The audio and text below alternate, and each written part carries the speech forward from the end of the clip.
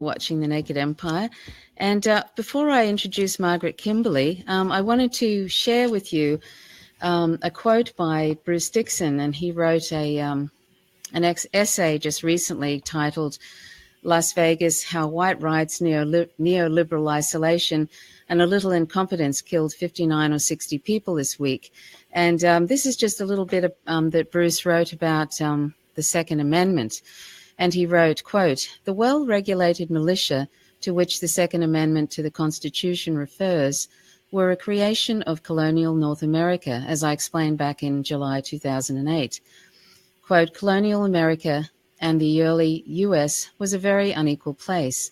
All the good cleared, level agricultural land with easy access to transport was owned by a very few, very wealthy white men.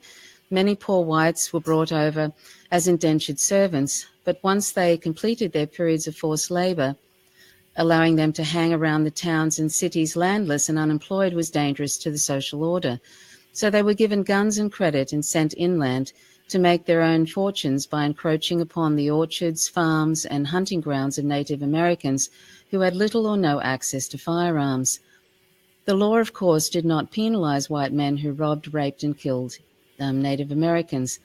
At regular intervals, colonial governors and local US officials would muster the free armed white men as militia and dispatch them in murderous punitive raids to make the frontier safer for settlers and land speculators. He goes on, quote, slavery remained legal in New England, New York, and Mid-Atlantic region till well into the 1800s, and the movements of free blacks and Native Americans were severely restricted for decades afterwards.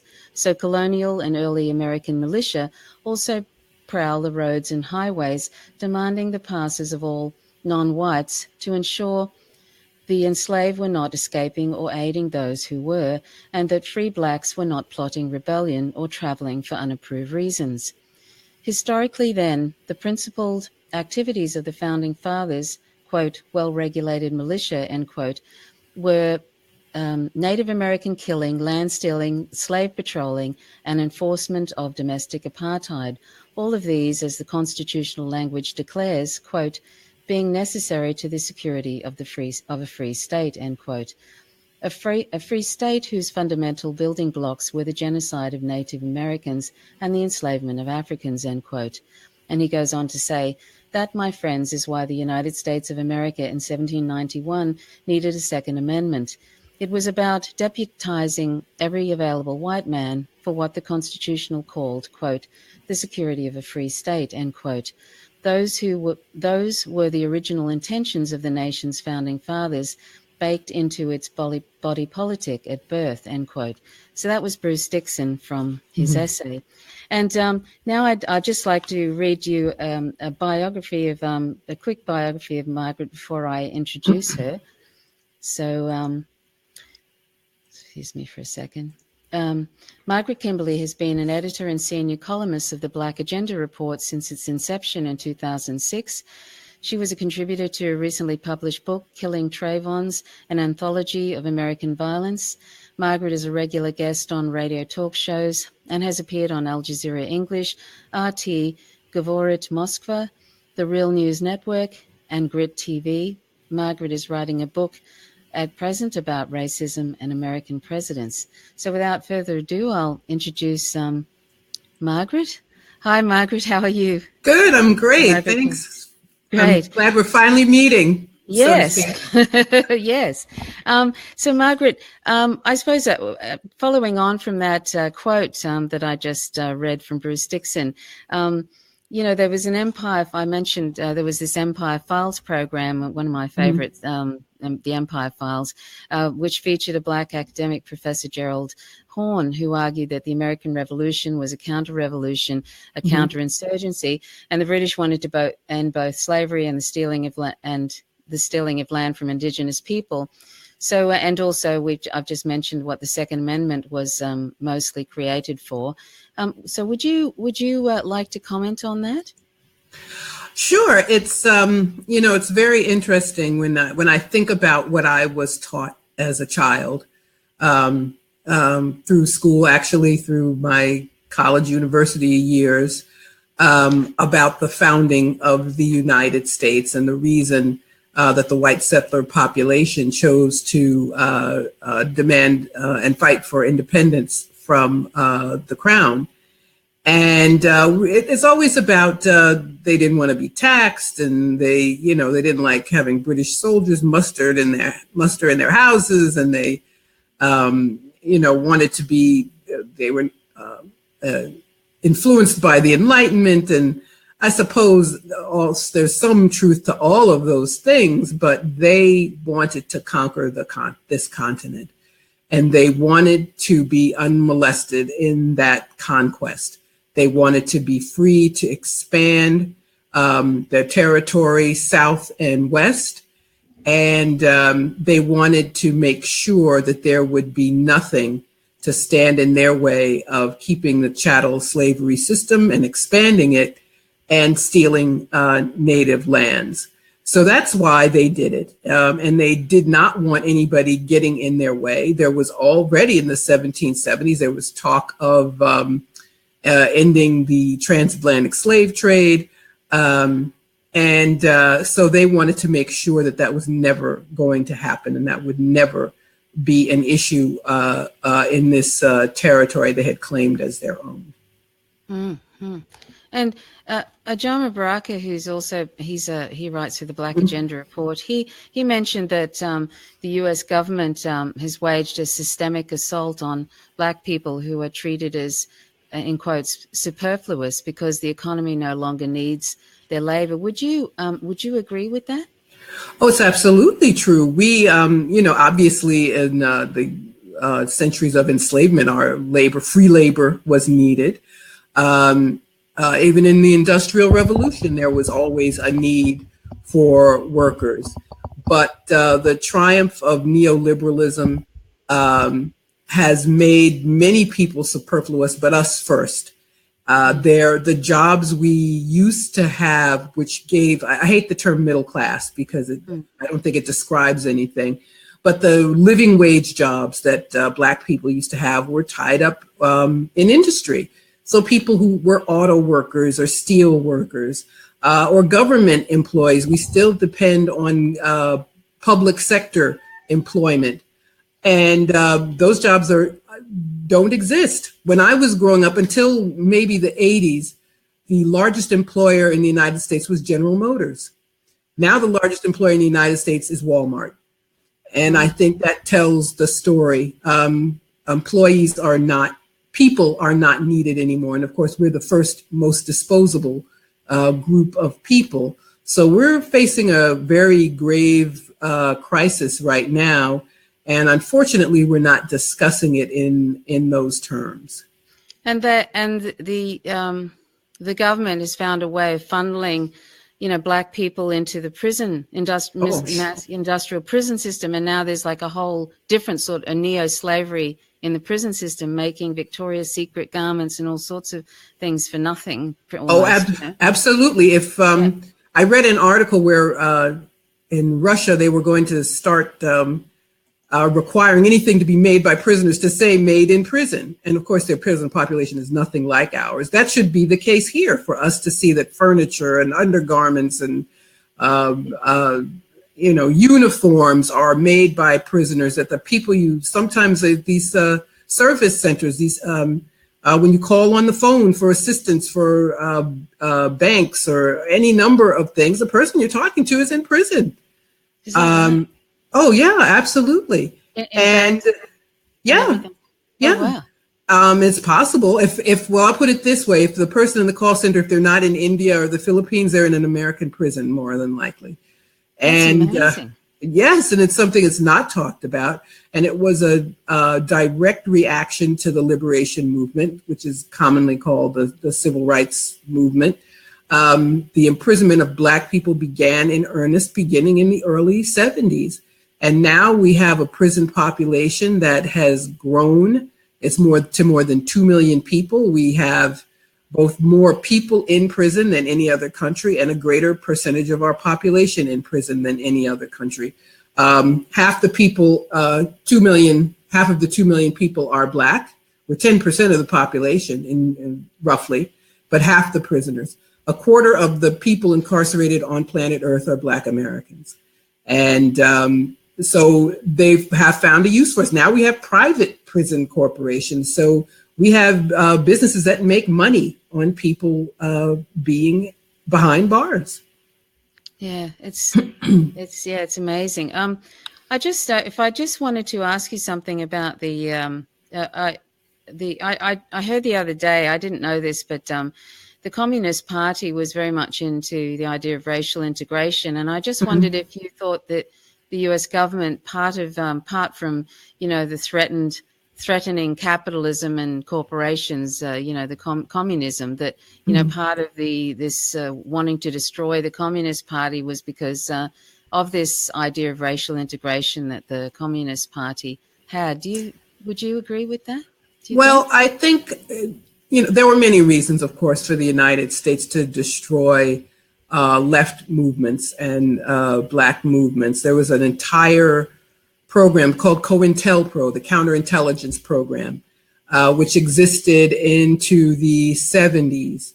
And it was run by the FBI that worked to subvert liberation movements.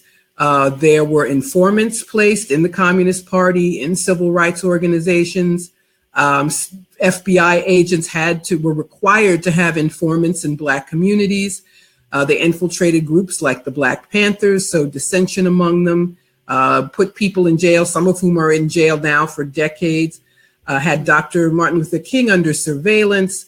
So, and they did the same thing to the Communist Party as well. But I think it was, that was part of it. But they wanted to crush anything, any group that was a threat to the existing system. And Black people were always seen as the biggest threat. And I suppose the communist and other left parties were all seen as the second biggest threat.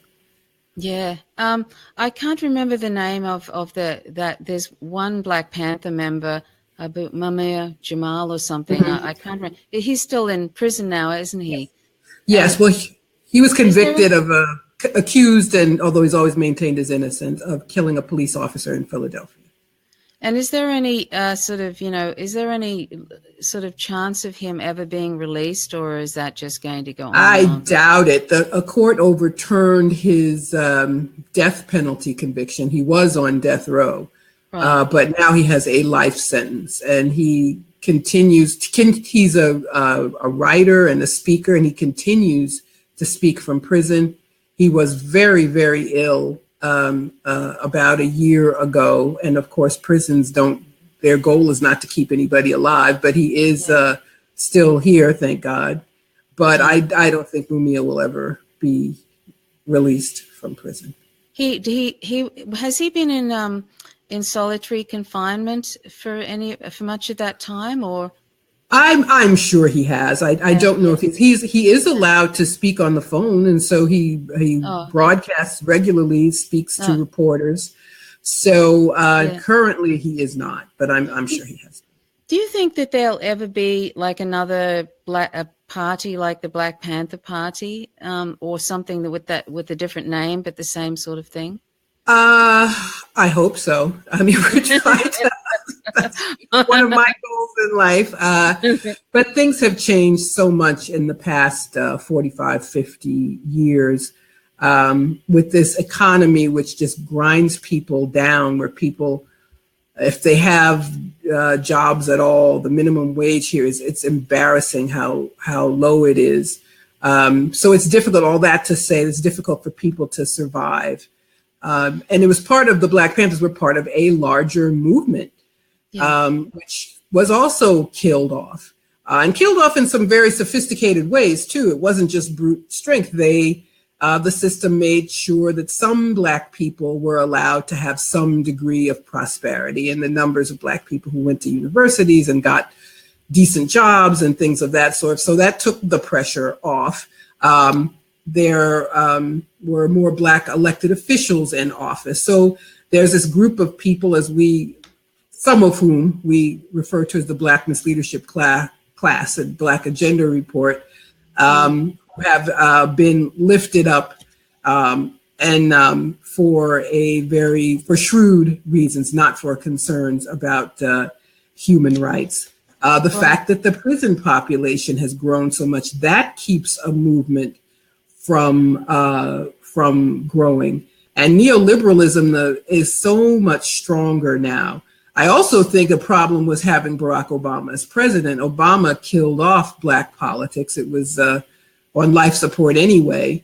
And I think people, unfortunately, became tied to the system. And the left politics that Black people always had. We were always the most left-leaning group in the country. And then suddenly we, unfortunately, became invested in the system. So I think it's more difficult now. How, that what you call the Black Misleadership Class, how did they find those particular people to kind of sort of co-opt? And they try to, in some ways, destroy Black independent parties, really, don't they? And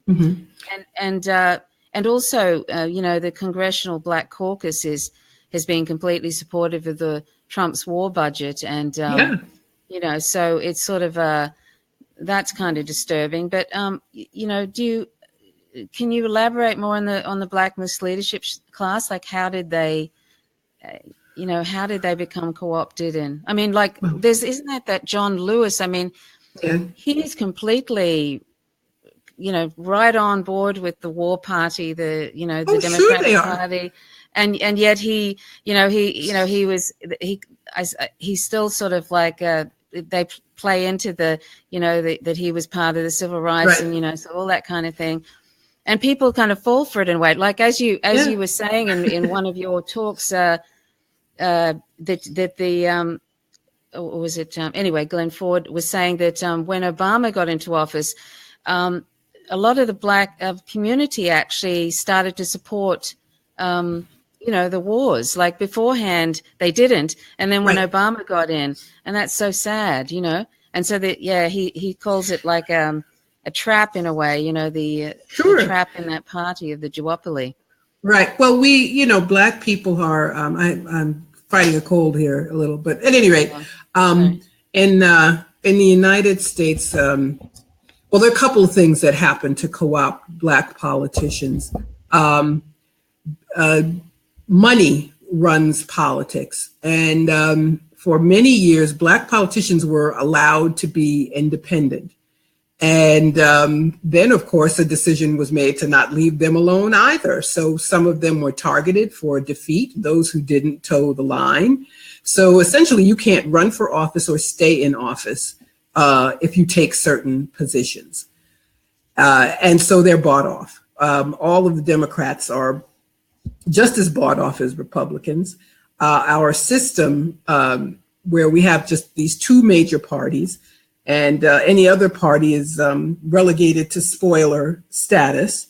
So we cling to these two parties, one of which always functions as the white people's party, and that has been the Republicans since the early 70s.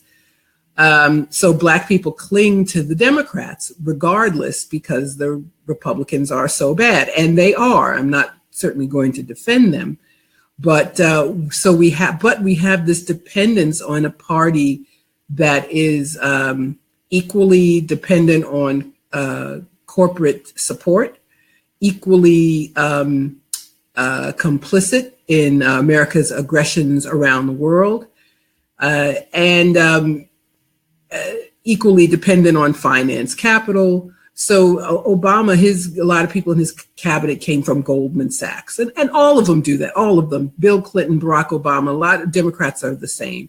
Bailing out the banks, the same. Not touching all the things I just referred to, the mass incarceration system, continuing imperialism. So Bush sent American troops to Iraq, but that created a huge problem, sending U.S. troops, because that focused anger at the administration, on the Republican Party and on Bush. So they realized they can't do that anymore. So Obama waged wars without sending U.S. troops, just using jihadists to destroy Libya and to try to destroy Syria, and using economic warfare to try to destroy, Russia, well, to take Russia's resources actually, and to try to have regime change there. So that's what we're stuck with. And the argument is always made, well, the Democrats aren't perfect, but they're better than the Republicans. But now I'm trying to explain to people the Democrats are out of power completely. I mean, this is the moment to strike. They can't even get into office. I mean, the whole argument about the lesser of two evils, you can't be the lesser evil if you're always losing elections. So local elections around the country, they've lost the House, they've lost the Senate, they've lost the presidency. This is the moment to really reassess. To ruin them. Well, that's my argument. I'm a member of the Green Party in the U.S. and I'm no longer intimidated or cowed by this. Well, you're just a spoiler if you're a Green. We have to work on getting rid of this entire system. I just wondered. I understand that, like you say, they're actually sort of in some ways they're on their way out, but they're sort of like trying to. I've noticed that they're talking about this is the Democratic Party, talking about bringing Michelle Obama in as a 2020 candidate. I know. and then, Kamala Harris, I think they've already decided that they're going to. Sure. They're really, really desperately trying to make themselves look like the inclusive party in quotes if they actually say, for example, Michelle Obama was the presidential nominee, because whatever they decide, it doesn't matter what happens in the primaries. They do this in the back rooms with cigars, apparently. Yes, they do. Yes. So if Michelle Obama was the presidential candidate and then she picked Kamala Harris to be, her VP sort of thing, you could just imagine, this desperation to sort of make people believe that they're the inclusive party and stuff. But I could see that happening. You know what I mean? Couldn't you see them do something like that? Yeah, it's quite awful. Hillary Clinton won't disappear, unfortunately, and she can't run for president or be president. But she still has her hand in trying to run the Democratic Party, and she and her backers, it seems, are trying to anoint Kamala Harris, senator from California. And it's so transparent. It's like, I guess the Democrats have decided the only way they can win the presidency is with a biracial Black person, in the Senate. But Bernie Sanders is in fact the front runner, but they do everything they can to undermine him.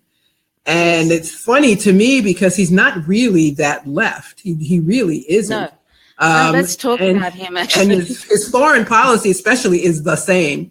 He is somewhat better on domestic policy, but this is how far right the Democrats have gotten, that this man who is not really a socialist, is not really a leftist, they've turned him into an enemy. And what would make sense for them would be to coalesce behind him. And he wants to be president. Has all the signs. He's traveling around the country. He's giving speeches on foreign policy. He ran before. I'm sure he wants to run again. Really? But but they are not having it. I'm sorry. I thought he was just kind of helping, sort of, sheepdog in quotes for the DNC with the unity tour with Tom Perez and all of that. And just saying all the right things and kind of keeping people sort of, attached to I thought that, no, you think he's really going to run? Well, I think giving this last week, maybe 2 weeks ago, he gave a foreign policy speech in the state of Missouri. And it's the same place, I'm forgetting the name of the college, where Winston Churchill gave his famous Iron Curtain speech. Oh. And he chooses this same place to make his foreign policy pronouncements. It's the sort of thing people do when they're running for president. And he came close. He galvanized millions of people. Many people argue that he could have defeated Trump. So he's making all the noises that one makes before embarking on a presidential campaign. But the Democratic Party establishment hates him.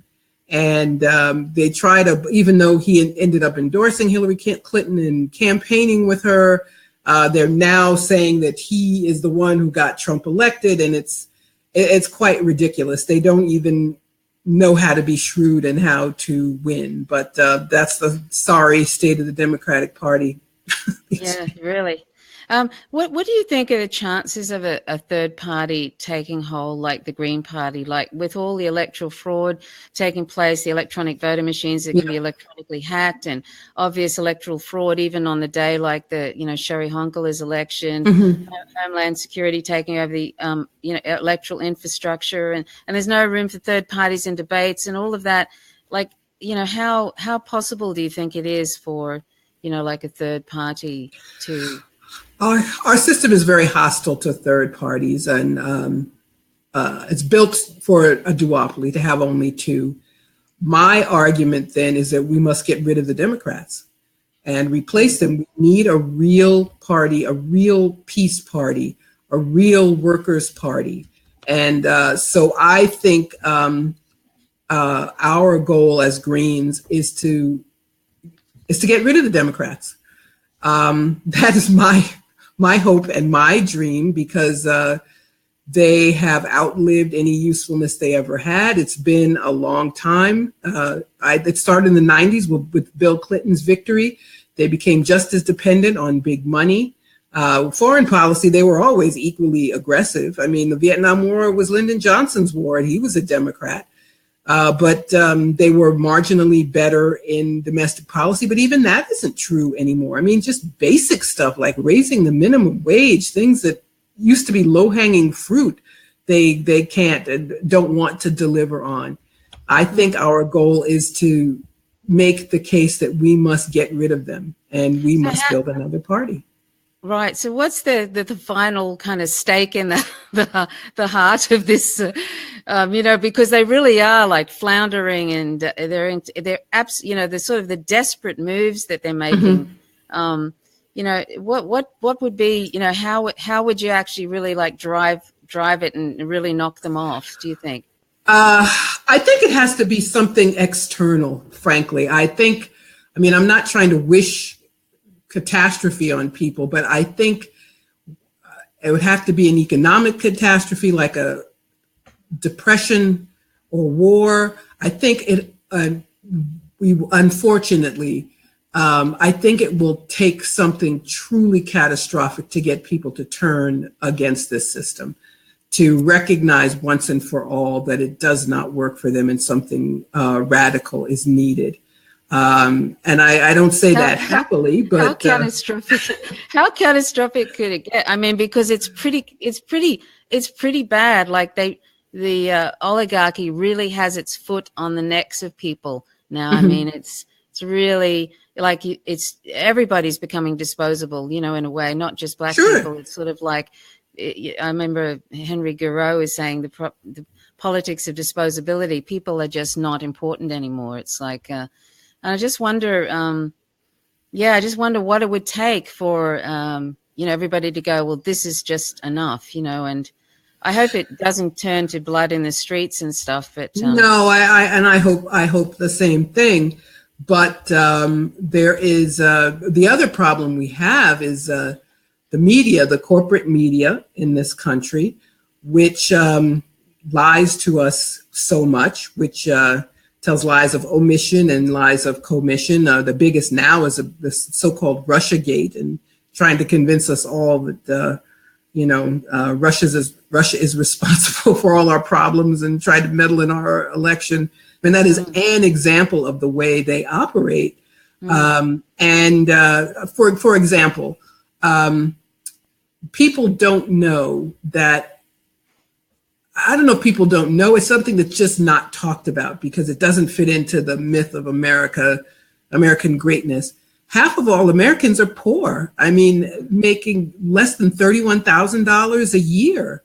The true unemployment rate is always much higher than the official unemployment rate. The minimum wage is low. The living wage jobs have disappeared. And no one talks about it. We talk about individual responsibility, or if we just got the Democrats in, they'd be better. So it's difficult. It is very difficult in this country to get people to talk about the issues that affect their lives, because they're there's so much lying and so much of a commitment to continuing to tell those lies. So the reaction to Trump winning should have been a complete disavowal of the Democratic Party. Instead, people cling to the Democrats who let him win. So that's the kind of thing that happens in this country. Hillary Clinton raised $1 billion.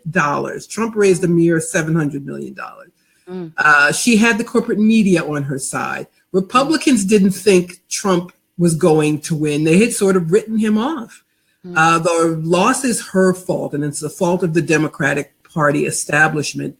But the response of the rank and file, instead of rejecting them, instead of demanding change, instead of even asking them hard questions, has been to cling to them and to be angry at anybody who didn't support her. So people are blaming Bernie Sanders supporters for the fact that Donald Trump is the president. So it's a strange country, and it's very, very difficult to expose the system and to get people to understand what they're facing. Yeah, because I was thinking, if the public really knew, Hillary Clinton, her campaign actually elevated Donald Trump. That was revealed in the Podesta emails, released from WikiLeaks, and also I wonder why anybody would support a party that is happily taking money, but has already decided who they're going to, choose as their presidential candidate. And they do this pretense of primaries and all the other things, of course, just a complete lack of interest in people, the hanging on to capitalism, just sort of all the problems, the war, it's just a war party. I mean, any excuse for a war, and the expansion was tremendous under Obama and just out of control now. It's it's always been a problem, but now it's just it just seems like people only have to don't even have to look sideways at, Trump wants to have a war with them. It's sort of wanting to invade Venezuela or whatever, it's just sort of ridiculous. And I just think, how is this going to end with this sort of, I can see that Russia and China, and they're all starting to form an alliance and with other countries. And that's probably in some ways they're going to, the empire is going to be left playing in the sandbox by itself if it keeps going on the way it is. And so I see that as a really positive move, all these countries sort of forming alliances against an almighty bully, basically. Well, I hope so. I mean, and the closeness of China and Russia is a direct result of American aggression. Everything from Libya to Syria to Ukraine has brought them closer together. And, here in this country, it's really so terrible that the media lie to us so much. They talk about Putin being isolated. He's not isolated just because Americans don't like him. He and China, they're like best buddies. And Syria, he's the one who's winning in Syria instead of the United States, despite all of the American plotting to get the opposite result. So yes, other countries are forming alliances against the United States, and that's good. That's good for humanity. It means the United States has to think twice before it can interfere in any other countries. There won't be another Iraq. There won't be another Libya. The rest of the world are fighting back. Yes. And I think that's a positive development. It really is. Yeah, I'm kind of relieved. And I'm also relieved at cooler heads prevail too, Putin. Putin has been, despite all these ridiculous kind of measures that have been taken with the embassies and all of that. And he sort of keeps his cool, and thank goodness for that. I was just going to ask you, talking about war, I just wanted to ask you, Jama Baraka, he was talking about progressives at one point, and he said, he asked this question to progressives who call themselves progressive: how do you justify calling yourself progressives while ignoring suffering caused by the US across the planet? And I noticed, I mean, it depends on where you are, but on social media, I've noticed there are a number of US citizens just don't seem to notice at all what their government is doing overseas, and the tremendous carnage. You know, the million plus Iraqis, have been murdered. The Libya has been destroyed, and it just goes on, and they don't seem to notice, and at best are silent. And I just sort of wonder how that happens. Even sometimes when it's brought to some people's attention, it just kind of like doesn't seem to, resonate. Yeah, it's a big problem in this country. Americans like to think of themselves as being good and that they are on the good side. And if they just had the other, the Americans they like in power, they don't care what they do. So Barack Obama, he was marketed as a peace candidate because he said he opposed the Iraq war. And that was the big thing at that time in 2007, 2008. But if you look at what he's done, the carnage he's caused, he's no better than Bush. And Trump, we don't know what he'll actually do. I mean, he's such an unstable person who just, I think it's a couple of weeks ago he gave his speech at the United Nations, and he called the North Korean president Rocket Man and said he was going to destroy Korea. And everybody says, oh my God, he's a madman. Who knows what he'll do? Well, Barack Obama did not announce he was going to destroy Libya, but he did it. Yes. So Trump just doesn't have a filter. Now, we don't know if that tells us about what he will actually do. But so far to this point, it's been words. It's been ugly words. And, Trump is bad for the brand. So you can get some, slick talking guy like Obama in there and people love him and think he's the peace candidate when he has caused as much mayhem around the world as Republicans did. So it's hard to say, Trump is only, it seems like a long time, but he's only been president since January. We don't know what he'll actually do, but if it amounts to just words, he's, as far as American aggression, then he's a better president. It's so hard. He's having a falling out with the Secretary of State, who apparently called him an effing moron.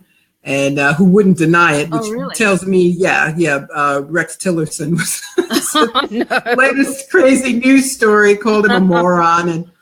And now Trump, as always, can't get along with anybody. So he's fighting with his own Secretary of State who wants to jump ship. It's like nobody wants to work for Trump. I've never seen a president that, everybody, people in both parties is like, sure, you want to work in the White House and, be at the president's right hand, but nobody wants to work for Trump.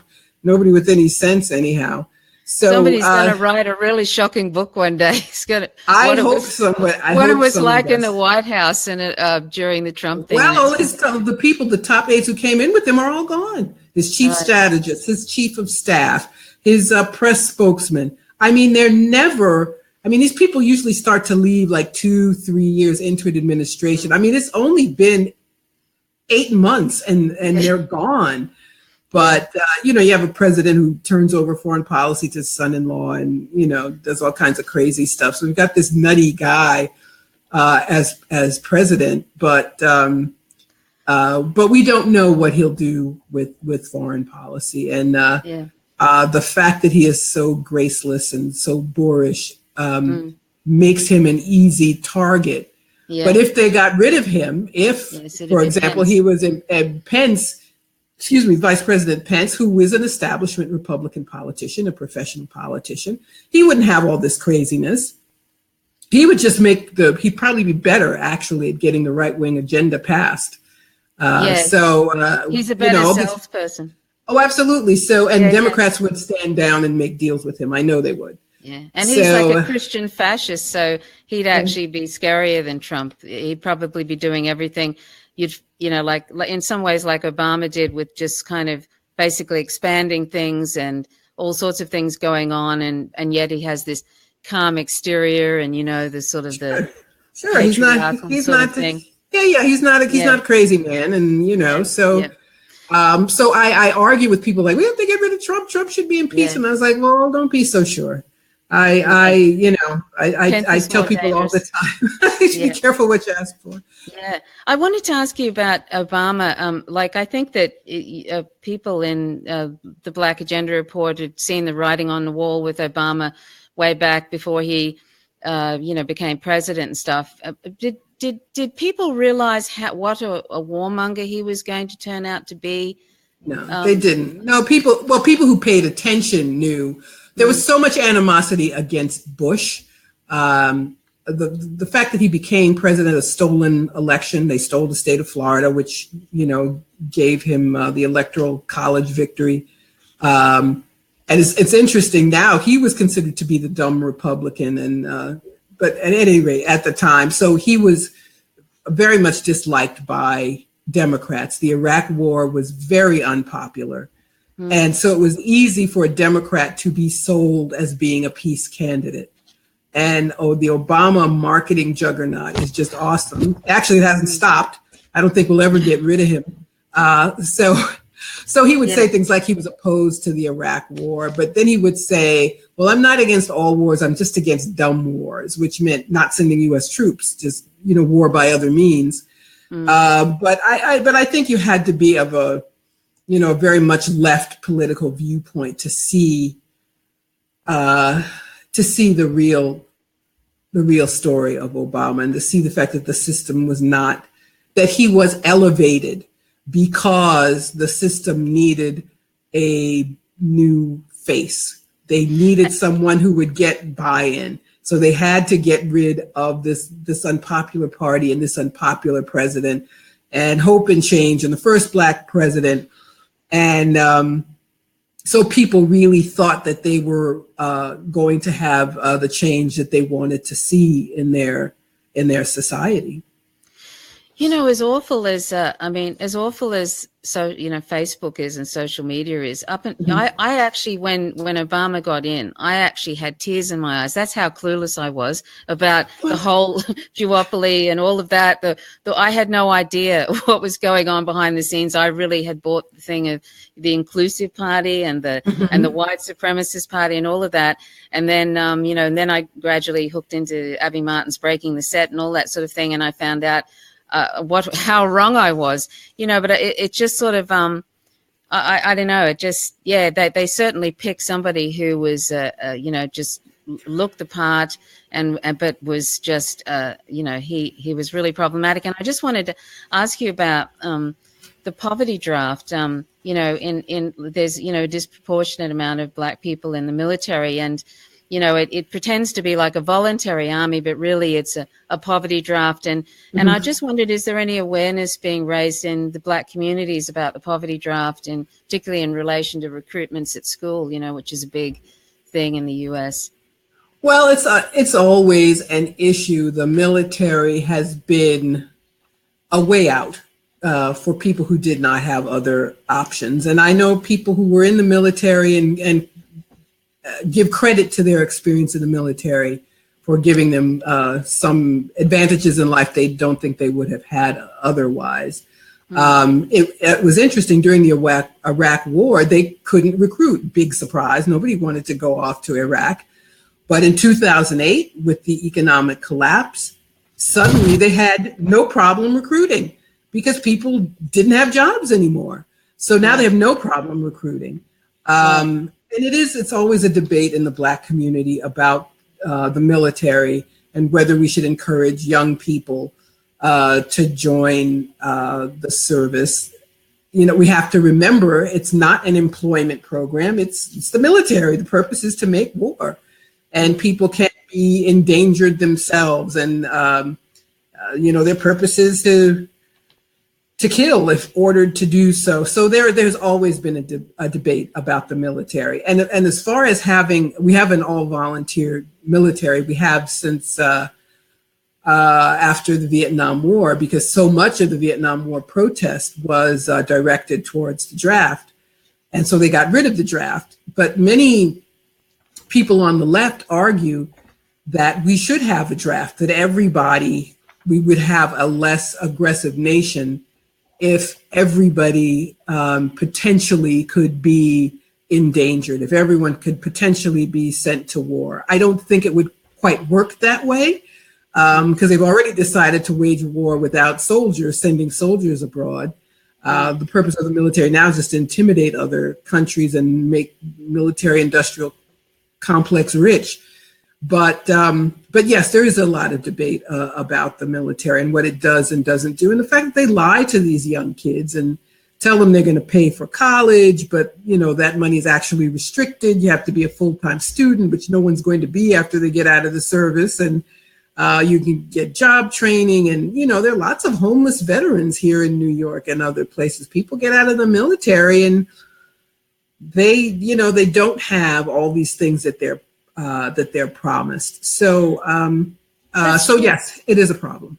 That's true, and you see that again and again. That veterans don't get what they were promised, and I wonder, it becomes more and more obvious. The way they treat veterans, just discard them, and if they have, like they did with the Gulf War, the Gulf War, where there was, tens of thousands of troops were displaying that, the Gulf War syndrome in quotes. Yes. And they just really didn't care. And there's what, I don't know if the statistic is still correct, is 22 veterans kill themselves every day. I don't know. Is that still? I don't know the statistic, but it's a higher suicide rate than for the general population. Yeah. Yes, and, and it's sort of, they just treat them like trash basically after they come back. So you sort of think, I wonder why. I suppose it's just that socioeconomic, that depression sort of pushes people into it, even despite the fact that they could see, that things are, just awful when they get out. I mean, they keep putting them back in and back in. I mean, it's almost like they're keep putting them back into so will eventually kill themselves just from the awfulness of it all. So then they don't have to look after them when they come back. I don't know. Yeah. I know that sounds awful. I mean, speaking of people being disposable, I mean, yes. The military though is it's disproportionately people of color. It is mostly right. It's mostly, I think, mostly white rural people. So it's from the heartland, so to speak. But more Latinos now, more Asians, of course, as the demographics of the country change. But they have no problem recruiting people as long as unemployment is high and wages are so low. So it's very sad that people believe that's the only way to get a leg up in life is to be part of the war machine. Yeah. I just wanted to just quickly talk a bit about Black Lives Matter and stuff. And I just wondered if you felt that organization could ever be co-opted or infiltrated, to sort of like water it down. And well, sure. I mean, they all can be. And I have some issues with Black Lives Matter as an organization. They began as there was more public discussion of police murder. Police in the United States kill 3 people every day. One of these people will be Black.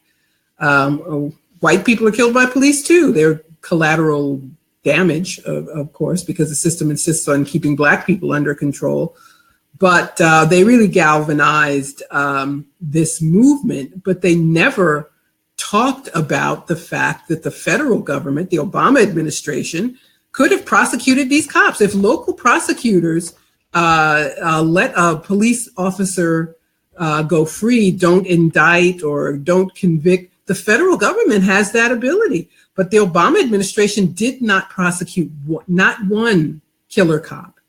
And Black Lives Matter never took him on. They never by name condemned the Obama administration for their inaction. So that's one of they got a lot of mileage out of this movement, but they did not do the simplest thing that could have helped the families, the survivors of these murdered people. And it's one of these diffuse, there's no real leader, and anybody can start a Black Lives Matter organization, and a weakness of an organization, frankly. So I'm not impressed with them as a group, to be perfectly honest. Right. And the Democratic Party tried to co-opt them. They were criticized for even contemplating it, so they didn't. But so we'll see where that movement has gone. It seems to have died out. There are efforts to change laws around the country to have real community control of the police, talk of police abolition, but the carnage continues, where the United States is still on track to have more than 1,000 people killed by police this year. And they've actually, hasn't Trump increased the access to actual military weaponry, et cetera? Yeah, but he didn't start it, though. I mean, it's important to point that out. There was a law which allowed police departments to get surplus military equipment. And this was revealed after the Ferguson uprising, after young Michael Brown was killed, that their police had grenade launchers and tanks, and they looked like they were at war in a foreign country. Yeah. But Democrats supported those laws too. So after Ferguson, after people rose up, the Obama administration changed it. Now Trump's bringing it back. But Democrats were supportive. Members of the Congressional Black Caucus was supportive. So it's easy now to look and say that this is all, that Trump is bringing back something awful, but that would never have existed without the support of Democrats too. So what can really be done, Margaret, with this outrageous, like every cop gets off, every single murder, it's just sort of outrageous. I mean, if this happened in Australia like this, well, I hope if it happened, there'd be just an outcry, like it'd be outrageous. It'd be everywhere, all over them. And it's just sort of like one police after another, get it, just walking free. So that just gives everybody an excuse to, oh, well, I can just murder whoever I like. Sure. That policeman that actually said to that woman, at Cobb County, he said she was so worried he was going to shoot her. And he said, oh, don't worry, we only shoot black people. Right. I mean, he's really just putting out there what they actually Well, and believe. Recently in St. Louis, a cop was caught on tape saying, I'm going to kill this guy, and then killed him, but still was acquitted. But it's racism. It's just racism. Yeah. It's, we started this conversation talking about the Second Amendment and the fact that having black people under physical control was literally part of the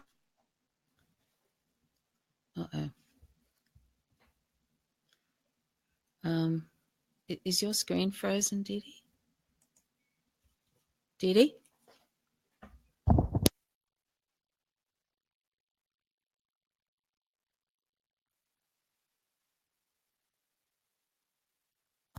Yeah, my screen's frozen. Oh, okay. I'm not sure if that's...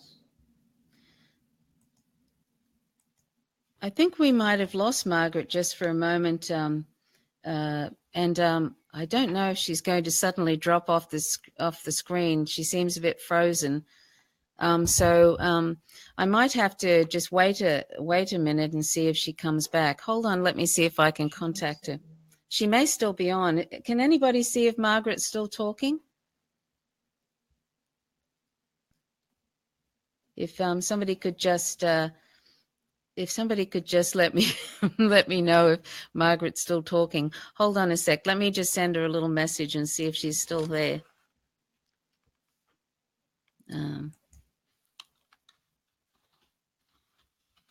Hold on a sec. I'm just contacting Margaret to see if she's still there. Oh no, she's gone. Oh, I'm not sure. Oh, there. She might actually come back. I'll see if I can get Margaret back. Hopefully we can, because there was a few more things I wanted to ask her. And thanks, Russell. So hold on a sec. Let me just see if I can contact her. Hopefully she'll just pop back on screen. Let me see.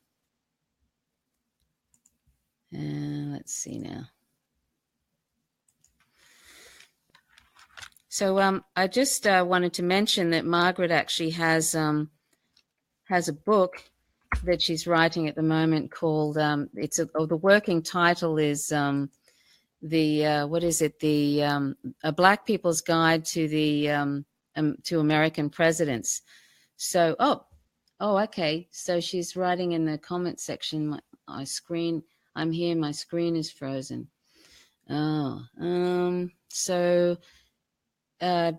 if you can hear me, Margaret, can you click on that link that I put in the in your messenger? If you just try and click on that link and see what happens, and exit out and come back if you can.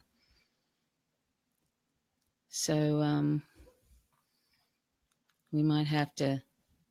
Oh, you can hear. Okay, can you click on that link, Margaret, and see if you can pop back on?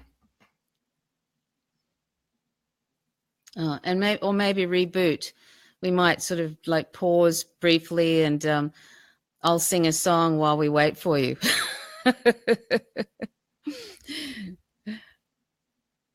We'll just see if she can come back. Otherwise, we may have to end the chat, which is a real shame. But what song can I sing? Let's see. I'll try not to put you through it. And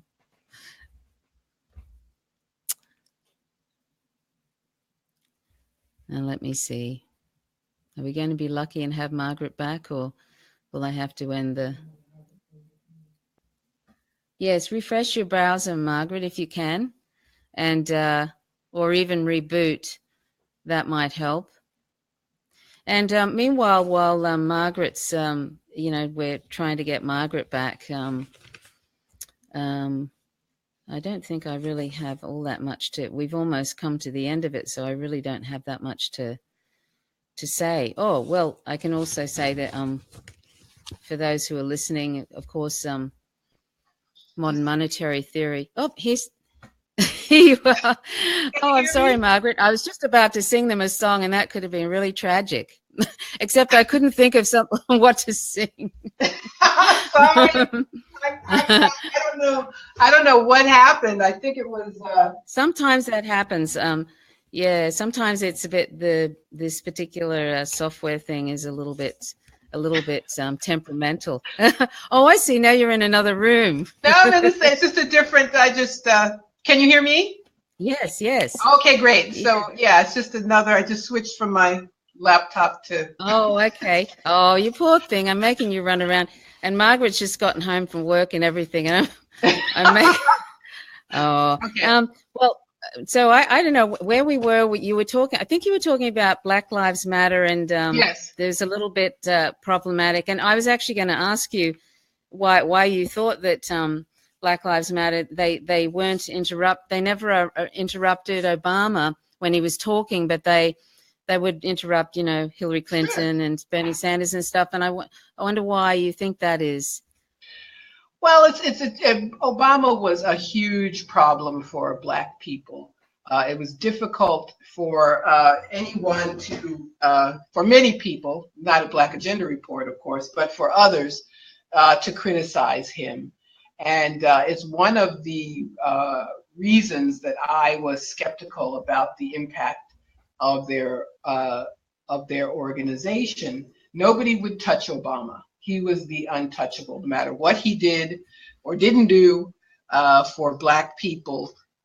In part because he was attacked by racists so often. People felt this need to always defend him, and it was quite terrible for us. And they're just one example of people who let him off the hook. Also, Black Lives Matter, they're in a strange way not political. I've never heard them propose legislation or propose political action that would actually advance our cause or that would end police murder, the thing that put them front and center in public consciousness. So I'm a bit underwhelmed by Black Lives Matter, to be honest. And they do support Palestine. That's a good thing. But yeah, isn't that interesting? I wonder if anybody's asked them why they haven't done any support, any sort of proposing legislation. because they've been attacked too, they get this protection, which they don't deserve, because racists and right-wingers condemn them and attack them so much. They get to, they're let off the hook. And then, of course, when Trump is elected, of course, they are elevated to this sainthood status, despite the fact that I believe they've been, they put this issue on the map and then don't do anything with it. So, and what has happened? Oh, I'm sorry. Go ahead. I'm sorry. I was going to say, what do you think has happened to Angela Davis? Like, I was kind of shocked. I was kind of shocked when she endorsed Hillary Clinton, and then she sort of made this speech that was sort of like, it was saying all nice things, but I don't know. And I just thought, what has happened to her? Well, it's what's happened to Black people in the last 40 years. She burst onto the scene, of course, in the early 70s, having been accused of killing the police. She became this icon. She was a Communist Party member. Now she's just a Democrat. And she scolded people who weren't going to vote for Hillary. She said it would be narcissistic. She said, well, if I were a narcissist, I wouldn't vote for Hillary Clinton. And I wrote about it. I just said she should be ignored because I think it was nihilist. I think she said nihilistic not to support Hillary Clinton, but I made the argument that I've always made, that we must get rid of the Democratic Party, and Hillary Clinton is a huge problem. There seems to be this real problem with people being able to recognize feminists too. Like they sort of think that all these corporate feminists or that you have to be, if you're not a feminist if you don't endorse a female candidate and all this. There's this complete misunderstanding about what feminism is. But I just wanted to sort of say to you, also ask you about, you mentioned in one of your talks that you wanted to capture and sustain the Black radical tradition. I won't keep you much longer because we're actually on the hour and stuff, and I know you've been working all day and stuff, but the Black radical tradition, do you want to sort of expand on that, what that means, Margaret? Sure. We were always, because of our experience, we were always in the forefront demanding social change. We were the people who, after all, who suffered the most.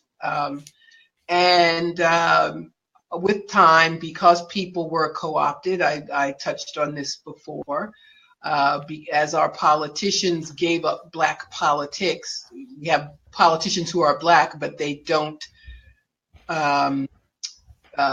put forward an agenda for Black people. And then, of course, the worst thing that could have happened politically was to have Obama be elected president. We have to recapture what we did. I mean, I'm glad I'm the age I am, and that I remember, even though I was a kid, I remember the Black Panthers. I remember the movement. And because otherwise I would think it had never happened. And so we want to rekindle it. I think it can be done. It's going to be hard work, but that's our goal at Black Agenda Report. And also, you mentioned the Jamu Baraka, the group he founded, Black Alliance for Peace, and I'm on that coordinating committee as well. And we say quite clearly there has to be at least one Black-centered peace movement, because that has always been where we were. If no one else was against the Vietnam War, Black people were. We always supported left-wing leaders around the world. If nobody else in the U.S. supported Fidel Castro, Black people did. And that's the kind of thing that we need to move towards again. Why did the NAACP sort of turn away from Martin Luther King when he started to talk, just before he was killed, talk about the assassinated, about the war? Why did they do that, do you think? Well, most mainline civil rights organizations did the same thing. A year to the day before he was killed, April 4th, 1967, King announced his opposition to the Vietnam War. And people thought he was crazy, that Lyndon Johnson was, quote unquote, good for Black people, that he supported the civil rights movement, that you can't piss off the president. And his own organization, the SCLC, his own father, who was a prominent minister.